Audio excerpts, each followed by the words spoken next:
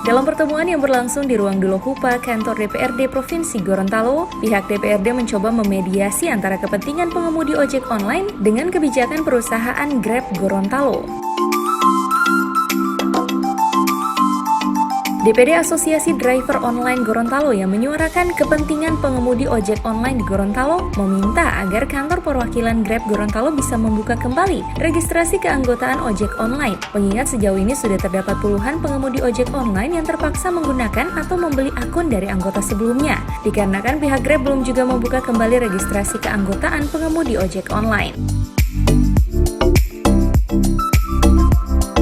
Dengan masih belum adanya registrasi kembali oleh pihak Grab tersebut, maka sejumlah pengemudi ojek online memilih jalan pintas dengan membeli akun atau keanggotaan dari pengemudi yang telah terdata, sehingga keanggotaan mereka sebagai driver online dinyatakan ilegal atau bodong oleh perusahaan. Pihak perusahaan Grab sendiri menyayangkan tindakan dari driver ojek online bodong yang berani membeli akun dari driver resmi. Sebab menurut pihak Grab, sesuai dengan peraturan perusahaan, akun driver tidak dapat dipindahtangankan atau diperjualbelikan.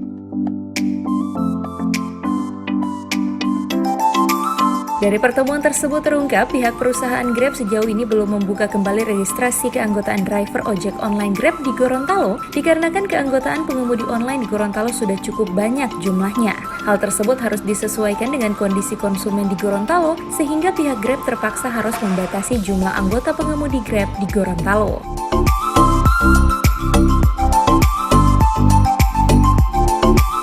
Ketua Komisi 4 DPRD Provinsi Gorontalo Hamid Kuna berjanji menemui pimpinan Grab di pusat Jakarta untuk menyuarakan apa yang menjadi aspirasi atau keinginan dari anggota driver ojek online bodong tersebut.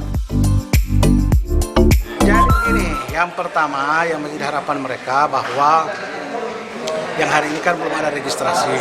Mereka berharap kalau bisa ada ditolerir, diberi kesempatan untuk mereka tetap berjalan dengan tidak memakai itu wajah itu apa namanya itu scan verifikasi wajah begitu.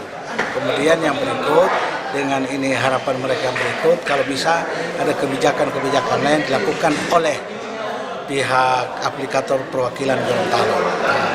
Saya pikir itu kuncinya. Jadi intinya saya juga ingin tahu seperti apa ini dalamnya Grab. Karena dia membatasi dengan demand dan supply. Toh. Kalau itu tidak seimbang, apa yang terjadi kan gitu. Kalau dia seimbang, mungkin mereka punya keuntungan normal kan gitu toh. Kan mereka juga berharap supaya ini dapat doi kan gitu. Aplikasi dia tahu sini dapat sekian sampai dengan pulsa kan ini dengan Telkomsel. Tapi saya belum tahu, makanya saya ingin diskusi dengan mereka. Insya Allah kalau setahu apa inti daripada Grab ini, wah kita coba bicarakan dengan teman-teman itu saja.